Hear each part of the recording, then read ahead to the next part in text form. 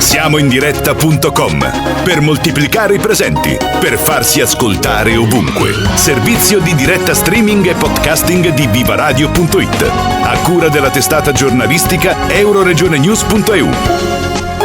Un saluto a tutti i nostri ascoltatori e alle nostre ascoltatrici.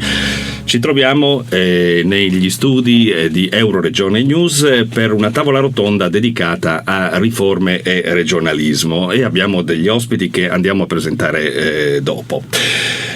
Chi vi parla è Gianfranco Biondi. Questa tavola rotonda è organizzata, come del resto anche il ciclo di interviste che sono andate in onda sulla nostra testata giornalistica, in collaborazione con il Consiglio regionale del Friuli Venezia Giulia, nell'ambito delle iniziative che sono state realizzate per il 50° della prima seduta dell'Assemblea regionale del Friuli Venezia Giulia. Allora, le riforme in Friuli Venezia Giulia passano dall'assunto e dalla speranza di ricostruire un modello di regione efficiente. Le riforme della cultura, della sanità e degli enti locali dovrebbero andare a costituire l'ossatura che dà peso, valenza e significato nel presente e nel futuro al regionalismo in termini generali, e in particolare all'autonomia e alla specialità per il Friuli Venezia Giulia. L'azione svolta fino ad oggi va in questa direzione. Sono mattoni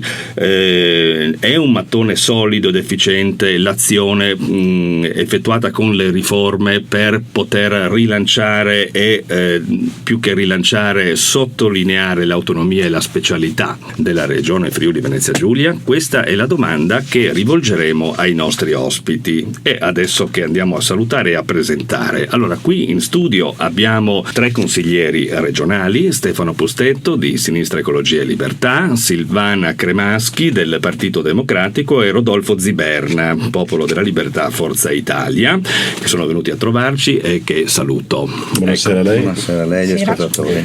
Avremo durante questa tavola rotonda anche 3 contributi registrati di altrettanti vostri colleghi, di altrettanti consiglieri regionali, e vado a presentarli: Claudio Violino del Gruppo Misto, Ilaria D'Azovo del Movimento 5 Stelle e Degno Agnola del Partito Democratico. Li sentiremo proprio tra poco. Bene, allora, io ho introdotto, cominciamo con Stefano Pustetto, no?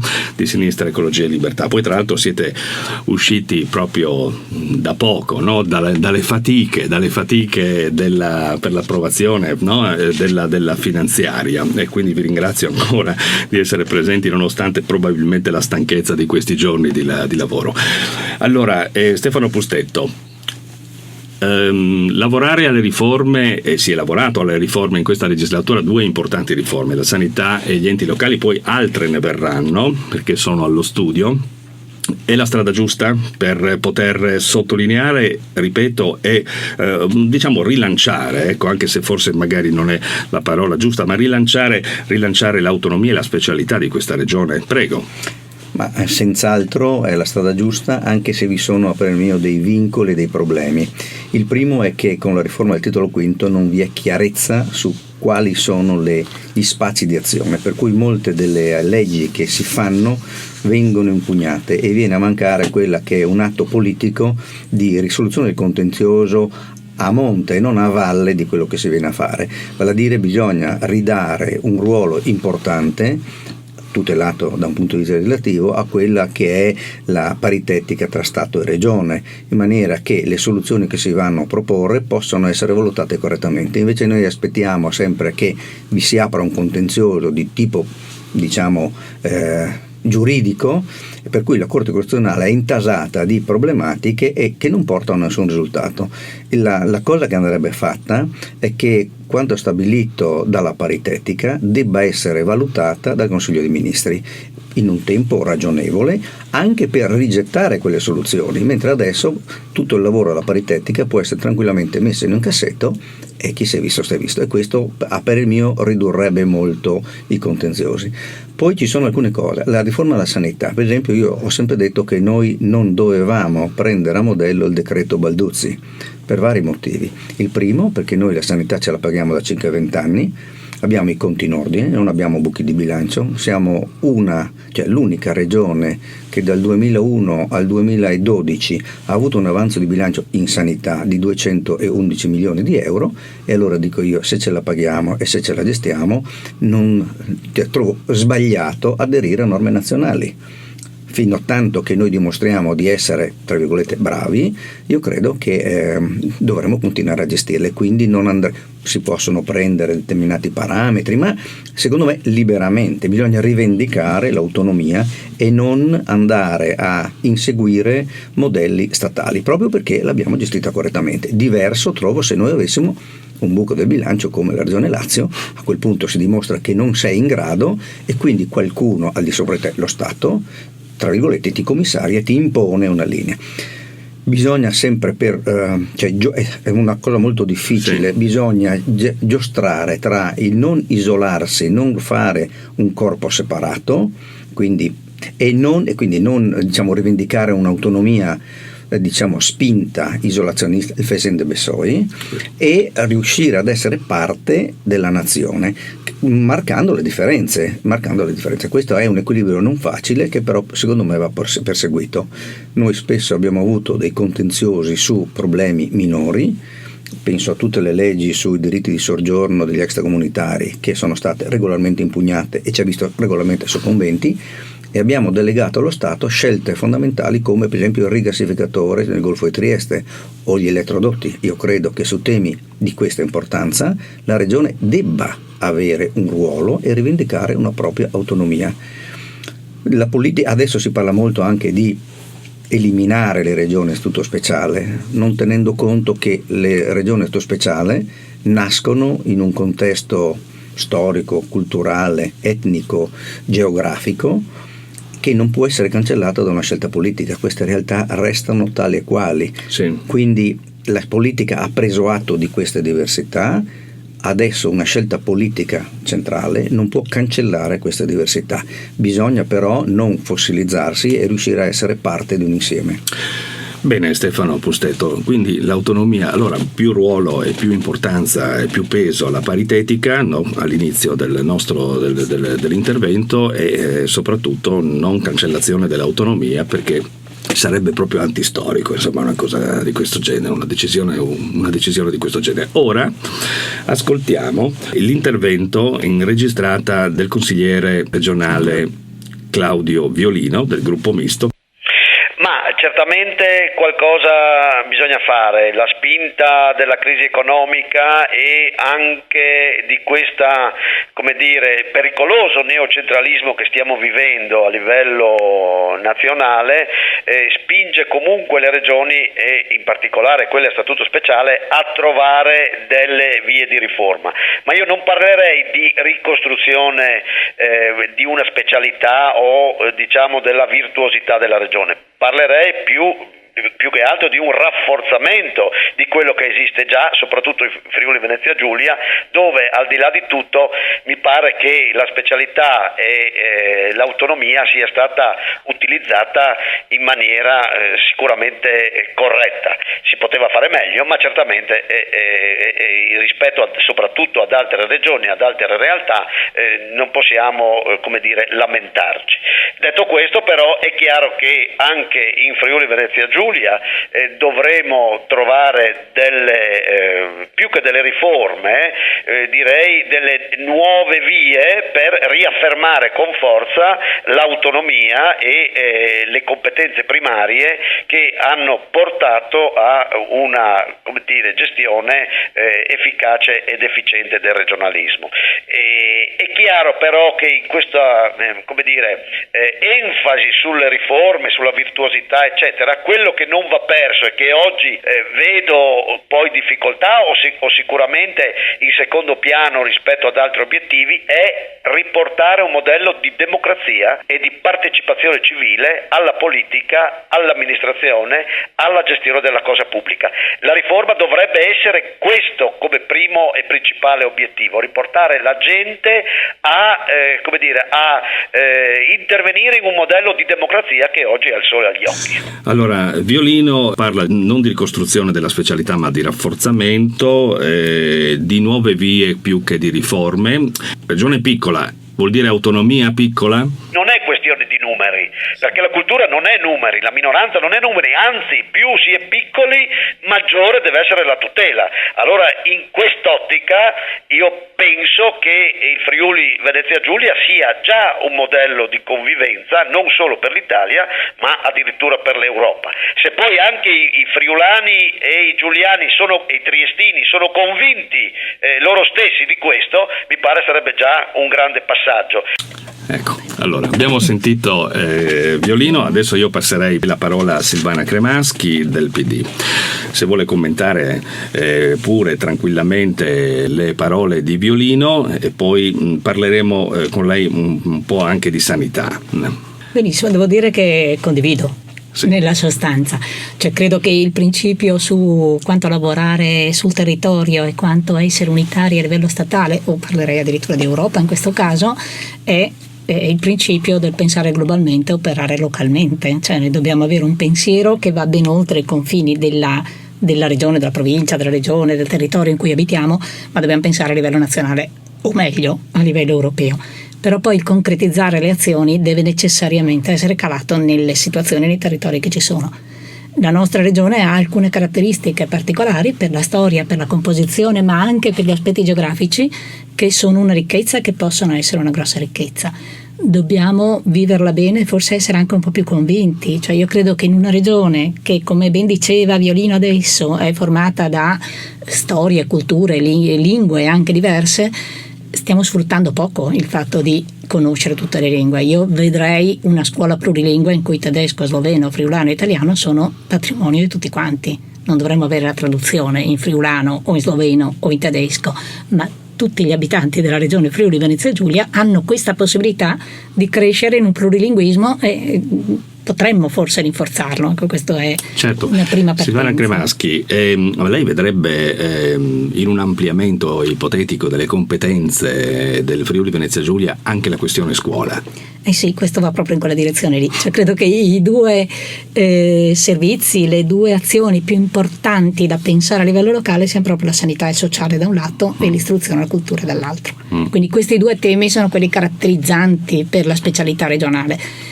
Per noi in particolare poi c'è questo aspetto linguistico che poi potrebbe essere arricchito delle lingue di chi passa per il nostro territorio, ma sarebbe veramente una grossa ricchezza e in più potremmo utilizzare anche gli accordi con gli stati limitrofi per fare tutta la fascia confinaria con l'Austria, scuole bilingue col tedesco, tutta la fascia confinaria con la Slovenia, scuole bilingue slovene, e usciamo anche da quelle contrapposizioni della scuola italiana che fa la guerra alla scuola slovena che è sua vicina di casa, eccetera. Daremmo ai nostri ragazzi un'opportunità in più. Se poi usassimo tutte e quattro le lingue, come dicevo prima, meglio ancora. Certo, lei ha il cappello del consigliere, della consigliera regionale, no? Però ha anche il cappello del medico, perché lei è medico, quindi è anche funzionaria, no? della sanità regionale. Questa riforma sanitaria vista proprio dalla parte dei professionisti come la ritiene? Io credo proprio su questo tema del territorio e del pensare localmente che ci possa dare delle grosse opportunità. Cioè questa riforma sanitaria ci dice i criteri sono gli stessi e sono quelli nazionali, per cui posso condividere in parte quello che dice Pustetto su alcuni criteri di numeri eccetera, ma è chiaro che le linee guida devono essere comuni a tutti, non è che una sanità lombarda o piemontese o friulana possa avere delle grossissime differenze. Gli standard sono gli stessi, i criteri sono gli stessi, però aver avuto il coraggio di definire 5 territori di pari numerosità di popolazione con delle caratteristiche anche territoriali un po' particolari, perché Trieste è diverso da Pordenone, insomma, anche come organizzazione di città, di urbanistica, di territorio, di popolazione, e radicare la riforma sanitaria in un territorio che comprenda ospedale, territorio, azienda sanitaria, molto collegata poi con i servizi sociali, ci può dare una grossa ricchezza nel valorizzare le periferie, se la usiamo bene, e nel permettere alla gente di vivere bene nei luoghi in cui è nata e se ha voglia di continuare a vivere lì. Quindi in montagna, quindi nella bassa, quindi sui confini, cercando di costruire insieme. Proprio su questo mi piace anche l'intervento di Violino sulla partecipazione. Se io ho delle aziende sanitarie di 250.000 abitanti circa, io posso, questa è la sfida che dobbiamo giocare adesso, pensare di mettere insieme i 50 medici di base di quel territorio, di ogni territorio di distretto, e poi 250 o quello che è di tutto il territorio, e di conoscere perfettamente i bisogni sanitari di questa popolazione. Quindi se la sfrutto bene ho una grossa risorsa. Quindi la riforma c'è, ma la sfida anche continua. Allora io adesso passerei al secondo contributo registrato, che è quello di Ilaria Dal Zovo del Movimento 5 Stelle, che è un po' preoccupata per quello che è stato il processo partecipativo delle riforme. L'ascoltiamo subito. Intanto la ringrazio per avermi chiamato. Noi sostanzialmente riteniamo che le riforme che sono state fatte dall'attuale giunta, essendo anche delle riforme molto importanti, appunto come diceva lei, sugli enti locali e sulla sanità, innanzitutto riteniamo che dovevano essere fatte con un po' più di coinvolgimento sia del Consiglio regionale stesso, ma anche dei cittadini che poi le riforme in qualche maniera direttamente o indirettamente le subiscono. Dobbiamo ricordarci sempre che la regione ha statuto speciale, è proprio a statuto speciale perché abbiamo delle minoranze presenti sul territorio, e questo ci ha portato in qualche maniera ad avere la regione a statuto speciale.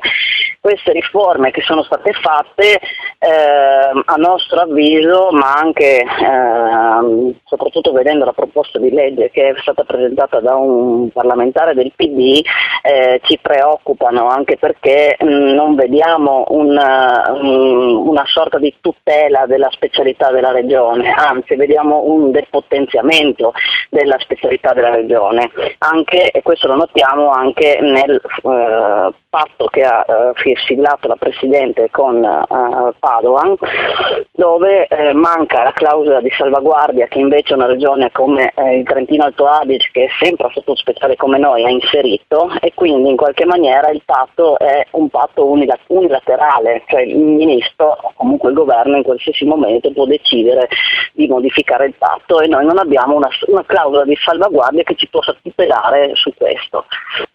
Ilaria Dal Zovo, quindi c'è una partecipazione che poteva essere migliorata? Assolutamente, questa è stata una cosa che noi abbiamo detto e ribadito e ribadiamo in questa sede, che dovevano essere sicuramente più partecipate e condivise sia con il Consiglio regionale, che le minoranze possono portare un loro apporto positivo alle riforme che vengono portate avanti dalla Giunta regionale, ma anche dai cittadini o ascoltando le istanze dei territori. Noi abbiamo fatto sui territori, sia per gli enti locali che per la riforma sanitaria, prima del passaggio in Consiglio regionale, degli incontri sui territori per condividere il contenuto della riforma, ma anche gli emendamenti da portare, mentre invece la maggioranza ha fatto l'incontrario, ha fatto gli incontri sul territorio poi, cosa che per l'amor del cielo sono liberissimi di farlo, ma ascoltare i territori prima può essere sicuramente un valore aggiunto. Bene, grazie a Ilaria Dal Zovo. E passiamo al consigliere del Popolo Libertà Forza Italia, Rodolfo Ziberna. Ecco, allora, abbiamo appena ascoltato la Dal Zovo, ci ha parlato di partecipazione fatta dopo rispetto a prima, cioè seguendo così uno schema un po' diverso, e poi c'è anche una preoccupazione per il depotenziamento che potrebbe accadere, no? dell'autonomia di questa regione. Cosa ne pensa? Siamo d'accordo, io dedicherei solamente alcune battute a questo aspetto, perché altrimenti rischierebbe di essere fuorviante rispetto all'argomento che ci siamo dati, nel senso che non posso che condividere ovviamente le considerazioni della collega Dal Zovo, anche perché noi sosteniamo sempre che questa Presidente è una Presidente che comunque incontra categorie e associazioni, ma non tiene conto naturalmente di quello che viene detto, nel senso che noi diciamo che è una donna sola al comando, non una donna sola al governo, e cito solamente per citare la riforma della sanità, quando l'associazione dei medici si è espressa in modo contrario, i medici ospedalieri altrettanto, infermieri altrettanto, comunità si sono espresse contrarie alla riforma, e la Presidente ha detto ne prendo atto, ma tiriamo avanti. Questo qui è il metodo che viene adottato, ma presto anche con la riforma degli enti locali, adottando una riforma che era stata adottata dalla Sicilia e che la Sicilia si viene guardata poi dall'applicarla e l'ha modificata, ma questo ci porterebbe lontano. Certo. Invece quello che mi interessa far rilevare effettivamente è questo.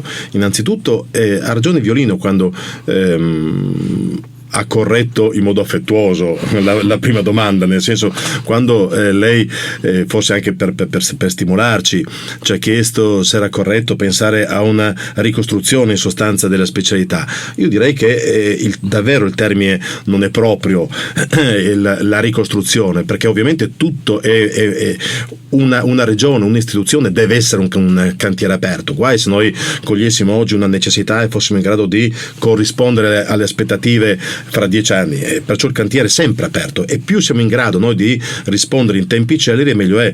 Però è vero che nei rapporti con il governo, quando una paritetica che ha lo scopo appunto di produrre degli atti che hanno una forza, proprio per il fatto che siamo su un unico tavolo, regione e governo, una forza che ci consente di avere un decreto applicativo domani, e domani ha forza di legge, questo dovrebbe essere. Ma in realtà noi oggi, al termine di importanti risultati che ha ottenuto il tavolo negli anni trascorsi, non abbiamo avuto alcun beneficio, perché poi sono mancati gli atti successivi, cioè sono mancati i decreti applicativi, perciò non siamo riusciti ad applicare queste buone pratiche. Sì. Però quando noi diciamo di non ricostruire ma continuare a migliorare la nostra specialità, perché facciamo riferimento anche prima a microfoni spenti utilizzando l'esperienza di tuttologo perché qualunque cosa tu l'hai già fatto, ci sei già stato. Quando parliamo di Trentino Alto Adige, perciò la tua conoscenza per motivi familiari, no? Storici.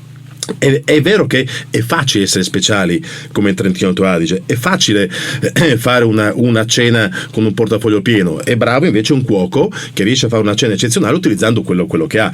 Perciò oggi il Trentino, che ha non il 100% di quello che si versa sul suo territorio, ma più del 100%, capiremo che questo è, ecco, e soprattutto rapportato con un Friuli Venezia Giulia che, come sappiamo, l'abbiamo ricordato in tante altre circostanze, è l'ultima delle regioni speciali, la prima tra virgolette tra le regioni ordinarie. Ecco, io mi considero davvero la prima delle regioni ordinarie rispetto perché oggettivamente gli strumenti di cui possiamo disporre noi, che non sono soltanto risorse finanziarie, perché comunque non c'è una indipendenza, una autonomia senza un'autonomia anche finanziaria, perché se io ti dico puoi fare ma non ti metto nelle condizioni di farlo, è come non poterlo fare. Ma poi non solo, abbiamo registrato ormai, ma negli ultimi 6-7 anni, io l'ho vissuto sulla mia pelle professionalmente, un governo che entra attraverso la Corte Costituzionale a gamba tesa in tutto, perché quando si dice che comunque la nostra regione deve concorrere o al contenimento della spesa o ai principi di ordinamento, ecco, alla fine noi abbiamo visto che sempre su qualunque cosa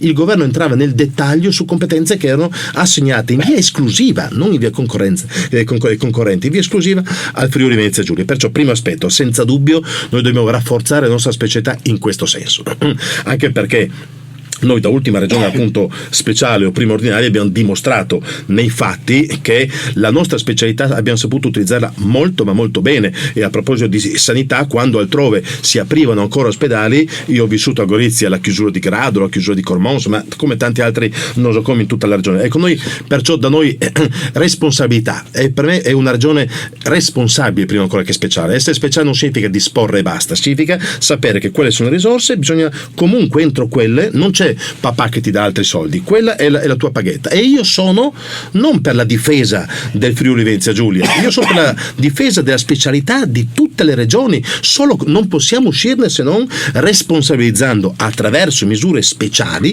responsabilizzando le regioni, perché non è possibile. Uno deve sapere che se vuole assumere 3.000 persone nel corpo forestale regionale, dovrà togliere quelle risorse da un'altra parte e perciò dovrà renderne conto a qualcuno. Oggi c'è una deresponsabilizzazione, qualunque cosa accada oggi le altre regioni sembrano deresponsabilizzate nonostante siano regioni a statuto speciale. Perciò per me senza dubbio innanzitutto cercare di rinforzare il più possibile quella parte di competenze che già abbiamo, e perciò sapere che se si decide di fare qualcosa la si fa, senza attendere perciò papà o mamma governo che ti dà la pacca sulle spalle per dire bene, adesso puoi farlo.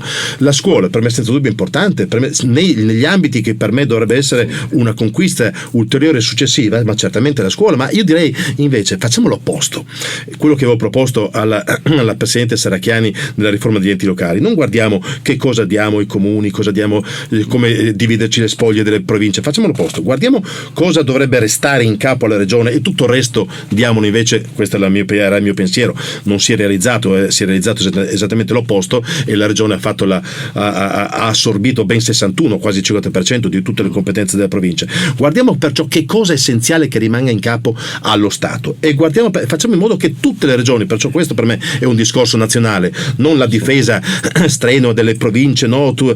Facciamo tabula rasa, cosa deve restare in capo allo Stato e cosa invece va disciplinato, va realizzato e con quali risorse in ciascuna regione, perché ogni regione ha grandissime potenzialità, pensando alla Sicilia, pensando alla Sardegna, pensando alle regioni del meridione, il settore soltanto del turismo e la gastronomia, ma sono davvero dei settori eccezionali che oggi, nonostante la crisi di tanti altri settori nell'ambito manifatturiero, ahimè, lo conosciamo noi nel Friuli Venezia Giulia, ci sono ancora dei settori che hanno delle crescite a doppia cifra, e sono dei settori in questo caso propri che esistono nelle regioni che tradizionalmente hanno più difficoltà della nostra regione. Allora adesso noi si inserisce e si collega a questo discorso questo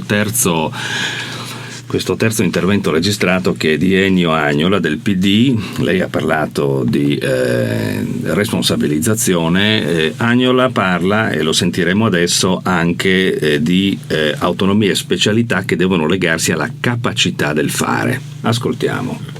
Dobbiamo pensare che per la nostra regione, così come lo Stato italiano, le riforme sono un passaggio fondamentale, indispensabile e non più rinviabile. A quelle riforme che sono state già elencate dobbiamo aggiungere quelle che avremo nei primi mesi del 2015, che è quella del sistema manifatturiero, delle attività produttive, perché noi dobbiamo sempre pensare che dietro le riforme c'è il destino dei cittadini, singoli, associati o attraverso il sistema economico delle imprese. Noi abbiamo bisogno di un sistema che non deve costare di meno, ma soprattutto deve funzionare molto meglio, adeguarsi ai nuovi bisogni, alle necessità, e essere regione autonoma noi lo dimostreremo soprattutto se saremo capaci di darci delle regole per nostra iniziativa senza aspettare che intervengano altri, perché l'autonomia e la specialità, ma soprattutto il concetto di autonomia, sta nella capacità di fare, oltre ai presupposti per avere le ragioni dell'autonomia. Avere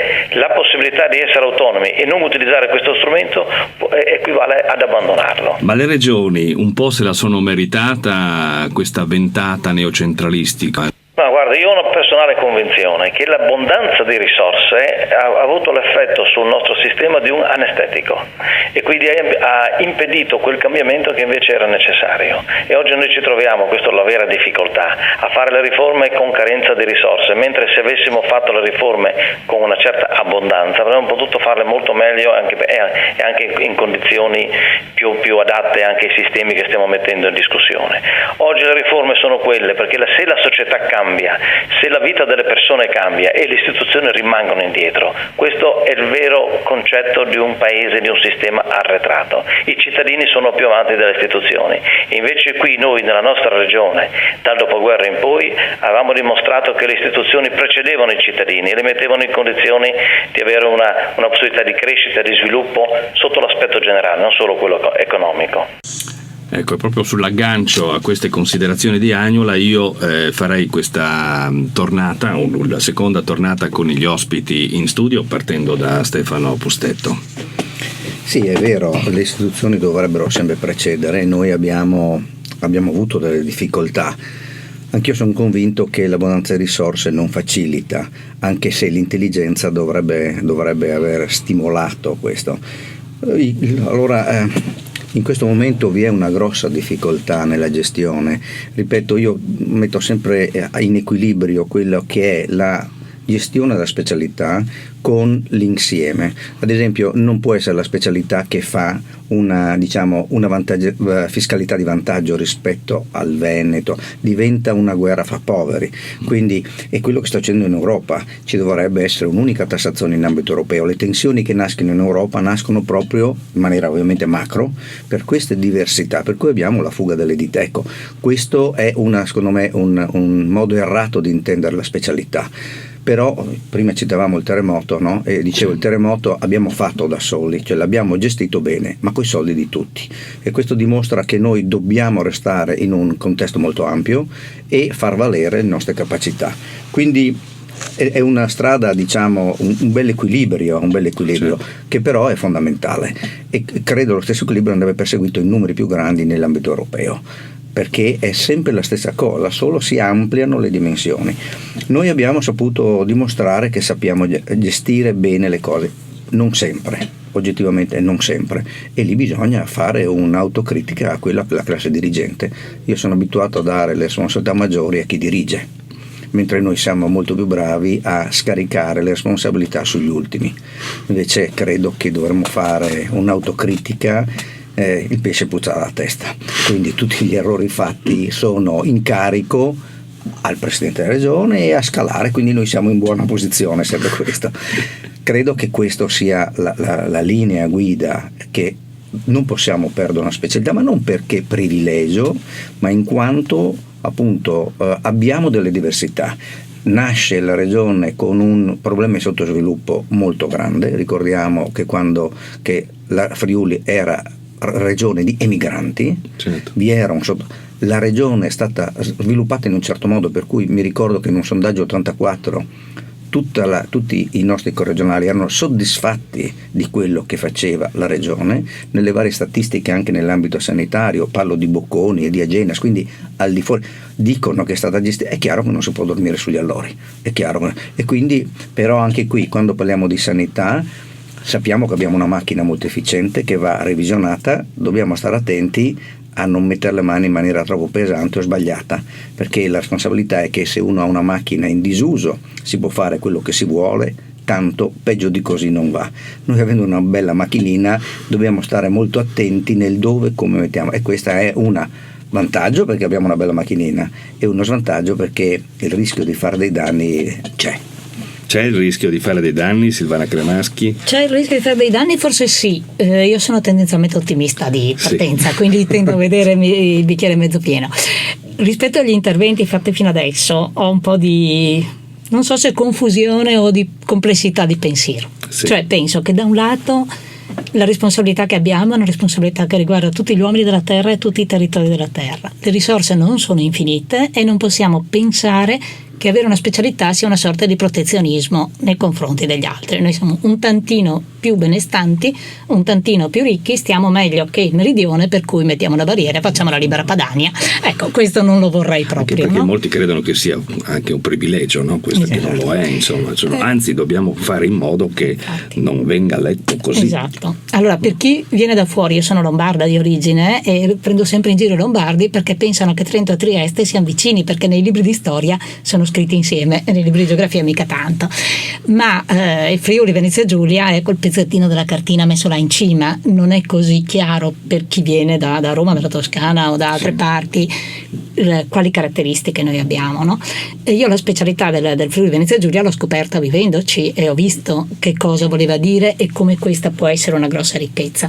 Però ci tengo molto all'idea che questo non debba rientrare nel protezionismo e non debba essere l'isola felice per cui poi il resto d'Italia vada pure un po' in malora, che tanto noi ci salviamo. Da questo punto di vista uno dei temi è quello dell'immigrazione, per esempio. E sull'immigrazione, come sulla sanità, come sul resto, dobbiamo aver presente appunto il pensiero complesso che è certo partecipazione è uno dei cavalli di battaglia, su questo non ci tocca, democrazia partecipativa è indispensabile, sentire i territori è indispensabile, ma bisogna anche fare attenzione proprio perché i nostri territori, le nostre persone, noi singoli consiglieri, abituati tutto sommato a stare abbastanza bene, siamo molto in difesa dei privilegi del nostro territorio. Udine contro Trieste, Trieste contro Gorizia, Gorizia contro Pulfero, contro per la pesca, cioè ognuno sul suo piccolo territorio. Una regione di 1 milione di abitanti, 1.200.000 con 20 ospedali non ci sta nell'economia nazionale e internazionale e nel fatto che i nostri soldi non sono nostri privati ma sono di tutto il mondo. Allora ci sono alcune cose di scala su cui bisogna prendere delle decisioni. Allora, ascoltare il territorio sicuramente, non farsi però guidare dal territorio. Credo che il rischio dei consiglieri regionali sia quello di vedere il mondo da un oblò, dico io, cioè io vedo il mondo per chi urla di più, per chi mi viene a tirare la giacca. E la responsabilità di chi governa è ascoltare, ma poi sapere anche prendere decisioni e qualche volta prendere anche qualche decisione non del tutto facile e non sempre ben voluta da tutti, garantendo però poi successivamente, per questo che dico le sfide sono tutte aperte adesso con queste 2 grosse riforme fatte e con le previsioni che abbiamo, garantendo poi un accompagnamento delle riforme che sia accompagnare i territori a sentirsi in sicurezza e non nell'instabilità. Ritorniamo sull'immigrazione magari. Certo, Rodolfo Ziberna. Sì, questa era l'ultima tornata. Rodolfo Ziberna, alla luce di queste considerazioni, la chiosa. Guarda, quando parliamo di queste cose, quando, ecco, come sempre accade, quando allontani sotto alcuni punti di vista il problema, sfumi anche le ragioni del contenzioso. Per capirci, quando più entri nel dettaglio di un argomento, che sia sanità, enti locali, in quel momento perciò nascono delle proposte, ma non da visioni preconcetti anche ideologiche, ma anche per esperienze e sensibilità, perché però su questi argomenti qui io credo, salvo alcune sfumature, siamo comunque d'accordo, nel senso che anche quando Pustetto diceva non usiamo la leva, lo strumento della fiscalità di vantaggio per alzare, no, delle pareti e dei confini nei confronti del Veneto e degli altri, perché dovrebbe esserci una fiscalità omogenea, ma fin tanto che non c'è, noi dobbiamo usare questi strumenti a difesa della nostra economia, nel senso che io sono dell'idea, ad esempio, che la fiscalità vada utilizzata. Io la vivo di più perché abitando a Gorizia, ecco, vive il confine diversamente dalle altre realtà della nostra regione. È vero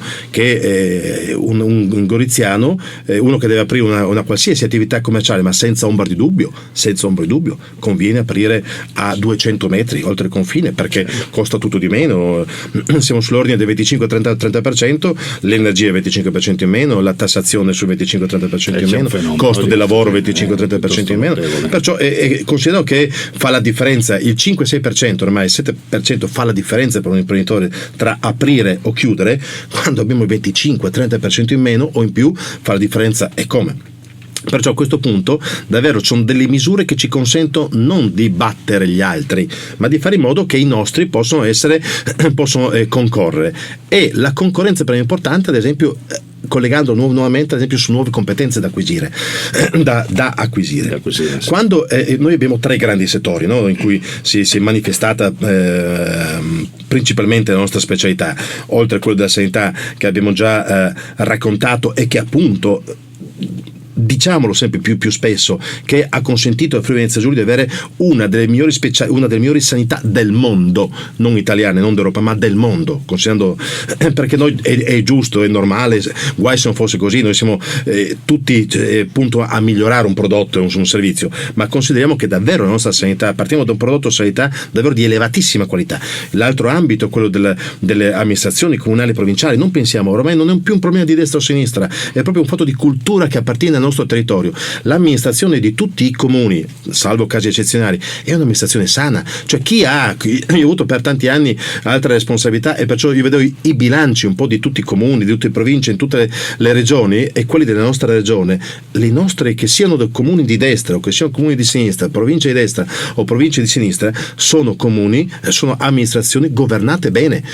Basta pensare addirittura anche, ecco, in termini di la pressione tributaria che in altri comuni sono costretti ad applicare e invece nella nostra regione grazie al cielo no. L'altro settore, trasporto pubblico locale, ne parlavamo adesso, anche perché noi abbiamo un parco mezzi che va da Trieste il minimo di 3 anni e mezzo, 3 anni fino, ecco, noi abbiamo oggettivamente un trasporto pubblico locale, un servizio che viene dato perciò al cittadino, anche in questo caso di elevatissima qualità. Ecco, io dico perciò l'obiettivo è vedere quali sono quegli degli ambiti dove noi potremmo, grazie alla nostra cultura, grazie alla nostra abilità, il saper fare, potremmo migliorare, senza dubbio, ma senza dubbio per me il primo è l'istruzione, perché oggi noi non facciamo un servizio al ragazzo dandogli un diploma purché esca dalla scuola. Il nostro servizio è semmai bocciare il ragazzo, cioè farlo preparare, fare in modo che abbia uno strumento in grado di competere con gli altri. Non gli diamo una laurea, cioè un pezzo di carta, quando alla fine sarà il mercato privato però che lo misurerà, cioè non quello che c'è scritto. Se questo non sa fare, questo qui, finito l'esamificio, andrà ad ingrossare le file di quelli che non trovano lavoro. Perciò dico, riuscire davvero a formare i nostri ragazzi, e noi grazie a ciò, per quanto riguarda ad esempio la scuola superiore, abbiamo ancora nel Friuli Venezia Giulia una scuola superiore di ciò che offre grande qualità rispetto alle scuole non nazionali, ma scuole europee. Perciò non è, ecco, ma riuscire perciò un po' alla volta a individuare in che misura, certo qui ovviamente ci sono degli aspetti che ci saranno frutto di linee guida, di imposizioni dall'ambito in ambito nazionale, perché non è che noi possiamo inventarci una didattica completamente diversa da quelle delle altre regioni, però ad esempio un metodo di studio, un controllo, banalizzo la motorizzazione civile. La motorizzazione civile in tutta Italia è, salvo sempre il caso del Trentino Alto Adige, la motorizzazione civile ovunque è governata da un ente nazionale, cioè è nazionale. Fino a pochi anni fa lo era anche nel Friuli Venezia Giulia. Adesso la motorizzazione civile è passata per un giorno in regione, è passata alle province, tornerà in regione. Abbiamo visto come è cambiato il servizio, perché quando alla fine chi comanda è a Roma e non ha la percezione dei bisogni a Gorizia, Trieste, Udine, Pordenone, è diversa la decisione che viene assunta. Invece se tu sei sul territorio ti rendi conto che i trasportatori, i cittadini, i portatori di handicap hanno esigenze diverse, e sono cose che si possono alle quali riesci a dare una risposta immediata. Sarebbe come se l'amministratore di un condominio di Udine abitasse a New Delhi, anziché essere magari dietro casa. Per cambiare una lampadina ci impiega una vita, devono fare 2 volte all'anno, capisci? Perciò in questo caso non sempre piccolo e bello, però noi dovremmo avere la capacità, proprio perché lo possiamo fare, vedere a seconda del servizio come riuscire a graduare dal cittadino alla regione. Non dobbiamo copiare gli altri, possiamo utilizzare dei metodi, possiamo usare casistiche, esperienze, ci mancherebbe altro, però noi grazie alla nostra esperienza fare in modo che quel servizio venga graduato a seconda delle necessità, sapendo che nulla vieta che anche ogni anno si cambi. Noi abbiamo le cosiddette leggi di manutenzione. Io sono dell'idea che davvero noi dobbiamo essere in grado di man mano che serve. Il Consiglio regionale ha lo scopo di fare le leggi. C'è una cosa che va cambiata, si cambia la legge o si cambia a seconda, con atto amministrativo, a seconda del... Con velocità, agilità e capacità. Con velocità. Bene. Siamo giunti alla chiusura di questa tavola rotonda. Io ringrazio gli ospiti, quindi cito nuovamente Stefano Pustetto, Silvana Cremaschi e Rodolfo Ziberna, i consiglieri che sono stati con noi, hanno discusso di riforme e di regionalismo, e i consiglieri Claudio Violino, Ilaria Dalzovo e Degno Agnola, che invece ci hanno così dato questo contributo registrato. Siamo a 2 giorni dalla fine dell'anno, quindi noi facciamo anche gli auguri, no? Ai nostri ascoltatori. Se volete proprio in velocità farli anche voi. Prego, Stefano. Chiaramente Pustetto. mi associo agli auguri di buon Natale e di buon anno nuovo a tutti gli ascoltatori, sperando in un 2015 che abbia diciamo, porti risorse e benessere maggiore di quanto non sia stato il 2014. Noi ce la metteremo tutta.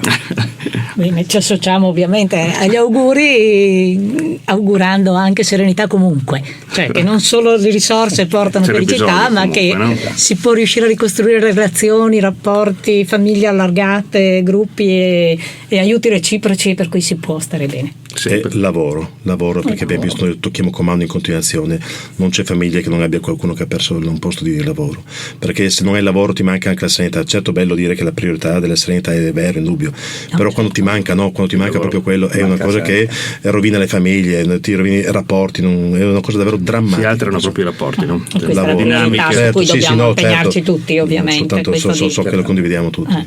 Grazie a tutti. Grazie. Bene.